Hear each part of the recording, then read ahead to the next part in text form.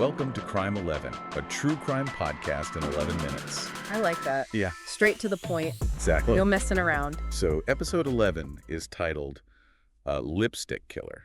Ooh. That's a creepy one. Chilling, isn't it? Yeah, a name that just makes you think about like fear and chaos. Definitely.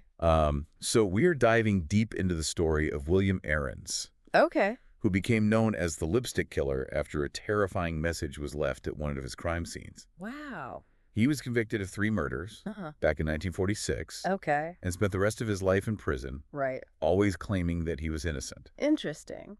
So what is it about this case that continues to grip people's imaginations after all these years? You know, I think it's the contrast. You have this young man, a university student, studying electrical engineering, no less. Yeah. Committing these incredibly brutal acts. Right. It's just, it doesn't compute for a lot of people. Yeah. And then you add that extra layer of the mystery surrounding his confessions and the methods the police used. And it really makes you question, what truly happened. Yeah, for sure. Okay, so let's rewind back to Chicago in the 1940s. Okay. Paint us a picture of the city and the atmosphere surrounding these crimes. Okay, so imagine Chicago in 1945. Okay. World War II has just ended. Yeah. There's this sense of relief, but also this underlying anxiety as the city's trying to find its footing again. Yeah. And then this string of violent crimes starts. Okay. And each one is more shocking than the last. Oh, wow. The city is on edge. Right. Fear is just creeping into everyday life. Yeah. It was a time when people started double-checking their locks, looking over their shoulders. Oh, yeah. Just that kind of atmosphere. Wow. Okay, so let's talk about these crimes. Okay. Each one more horrific than the last. Right. The first victim, Josephine Ross, Yes. was found stabbed to death in her apartment. Right. What was it about her case that set off those alarm bells for investigators? So, for one thing, Josephine was a seemingly random target. There was no obvious connection between her and the killer. And here's the key detail. Nothing of value was taken from her apartment. So right off the bat, investigators realized this wasn't your typical burglary gone wrong. Right. It pointed to something much more sinister. Yeah. A motive that went beyond simple theft. Okay. Then came Frances Brown, another woman found murdered in her apartment. Yes. This time, however, there was a chilling message left behind, written in lipstick on the wall. Yeah, exactly. For heaven's sake, catch me before I kill more. I cannot control myself. Wow. It was this message. Yeah. Scrawled in crimson lipstick that gave birth to that moniker, Lipstick Killer. Right. And really catapulted the case into the public consciousness. Wow. The question that immediately arose was this message a genuine cry for help? Right. A glimpse into the killer's psyche? Yeah. Or a calculated attempt to mislead the police? Oh, to throw them off. Exactly. Wow. And then the case took an even darker turn with the kidnapping and murder of 6-year-old Suzanne Dignell. Suzanne's case was utterly heartbreaking.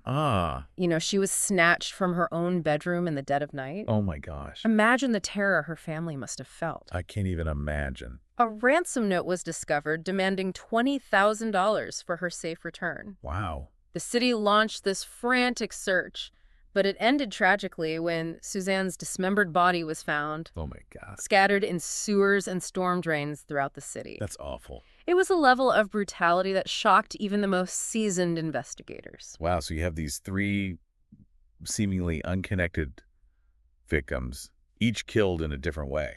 Yeah. It's enough to make your head spin. It really is. Yeah. And that's what made this case so perplexing for the police. Yeah. They were desperately trying to find a pattern, a connection, anything that could help them catch this killer before he struck again. Wow. And then enter William Heirens, a 17-year-old university student. Right. Seems like such a strange juxtaposition. It is. This young, seemingly bright student linked to these horrific acts. Yeah, and that's where things start to get really complicated. Okay. Heirens was initially arrested for burglary, a seemingly minor offense compared to the murders terrorizing the city. Yeah. But this arrest would set off a chain of events that would forever change his life. Wow. And fuel decades of debate about his guilt or innocence. Oh, wow. Okay. So this is getting good. Yeah. We'll have to pick this up in the next part. Definitely. This is really interesting. We'll have a lot more to uncover here. Yeah, for sure. All right. We'll be back in a few. Sounds good. This is where the investigation takes a controversial turn. Okay. The interrogation methods used on Heirens were, to put it mildly, aggressive. So we're talking about a teenager, right? Right. What exactly did they do to him? Well, he was subjected to 6 straight days of intense questioning. Wow. They deprived him of sleep, and there were even allegations of physical abuse. Oh, wow. And to make matters even worse, they administered sodium pentothal. Sodium pentothal. Often referred to as truth serum. Oh, yeah, truth serum. I've heard of that. Without his consent or even his parents' consent. Well, wait, so truth serum, didn't they stop using that like ages ago? Well, it was the 1940s. Okay. And the science behind interrogation techniques was still developing. Right. And the problem with sodium pentothal is that it doesn't actually make people tell the truth. Oh, really? It just makes them more suggestible. Oh. They're more likely to say what they think their interrogators want to hear. So you're saying they could have essentially coerced a confession out of him? It's a very real possibility, especially given his age. Right. And the relentless pressure he was under the influence of this drug.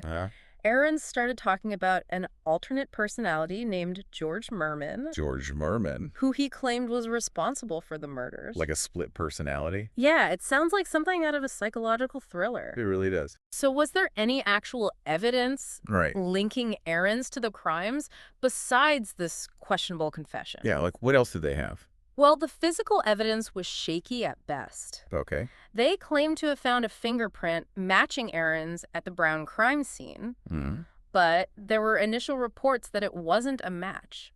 Wait a minute. Which raises serious questions about the handling of that evidence. So initially it wasn't a match, and then suddenly it was. Yeah. How does that even happen? It's a big red flag when it comes to the chain of custody. Yeah, custody. Which refers to that meticulous documentation of evidence from the moment it's collected to its presentation in court. Okay.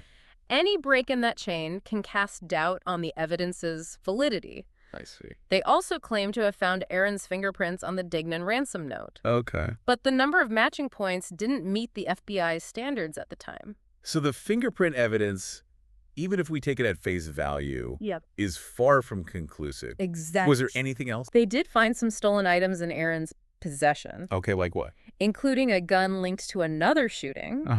And items taken from a house near the Dignans on the night Suzanne was kidnapped. That seems pretty damning. It does. What about eyewitness accounts? Did anyone place him at the scene of any of the crimes? There was one eyewitness who identified Heirens. Okay. But their testimony had inconsistencies.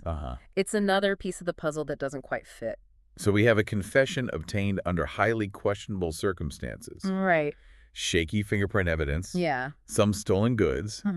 And an unreliable eyewitness account. Exactly. What happened next? Well, Heirens was offered a plea deal. A plea deal? Confess to the crimes and avoid the death penalty. Wow, that's a tough one. It was a difficult choice for a young man facing such horrific accusations. Yeah. In the end, he took the deal, confessed to the murders, and was sentenced to 3 consecutive life sentences. So case closed. Not quite. Oh, there's more. Heirens later recanted his confession. He did. And spent the rest of his life fighting to clear his name, Oh. always maintaining that George Merman was the real killer. So was he a manipulative mastermind trying to evade responsibility? Or was there some truth to his claims of this alternate personality and a coerced confession? That's the million-dollar question, isn't it? It is. No easy answer. This George Merman persona is fascinating. It is. And a bit creepy, if I'm honest. Yeah. Did he truly believe in this alternate personality, or was it a way to cope with the pressure and the accusations? It's a question that has puzzled psychologists and legal experts for decades. I bet. Some believe it was a genuine dissociative state, perhaps brought on by the trauma of the interrogation and the nature of the crimes. Yeah. Others see it as a calculated attempt to deflect responsibility. The truth, as is often the case, likely lies somewhere in between. You mentioned earlier that he spent the rest of his life trying to overturn his conviction. Yeah. What were some of the arguments used to support his claims of innocence? Well, over the years, a number of inconsistencies in his confession and the evidence came to light. Like what? For example, his initial confession contained details that didn't match the crime scenes. Details that could have been planted by the interrogators. Oh, wow. And then there's the whole issue with the fingerprint evidence. Right. Especially the fact that the fingerprint at the Brown crime scene wasn't initially considered a match. That's right. We talked about that. Yeah. The chain of custody issues really cast doubt on that evidence. Exactly. Were there any other suspects investigated at the time? There was another man, Richard Russell Thomas, Okay. who actually confessed to Suzanne Degnan's murder, Oh, wow. but he later recanted his confession. Interesting. Some people believe Thomas was the real killer, Right. and that Heirens was simply a convenient scapegoat. It sounds like we're left with more questions than answers. It does, doesn't it? Was Heirens a cold-blooded killer, a victim of circumstance, or something in between? This case, with all its twists and turns, ultimately forces us to confront the limitations of our justice system. Right. It highlights the complexities of human psychology, the fallibility of memory, and the ever-present possibility of error. So, after diving deep into this case, where do you stand? Do you believe William Heirens was the lipstick killer? I can't say for certain. Really? And I think that's the point, isn't it? Yeah. This case challenges us to grapple with ambiguity, Yeah. to weigh the evidence, and to acknowledge that sometimes there are no easy answers. Yeah. It's a story that continues to resonate because it speaks to our deepest fears. I think so. Our fascination with the dark side of human nature. For sure. And our unwavering hope that justice will ultimately prevail. Well said. The mystery of the lipstick killer endures, reminding us that even in the face of seemingly insurmountable evidence, the truth can remain tantalizingly out of reach. Yeah. Well, thanks for joining me on this deep dive. My pleasure.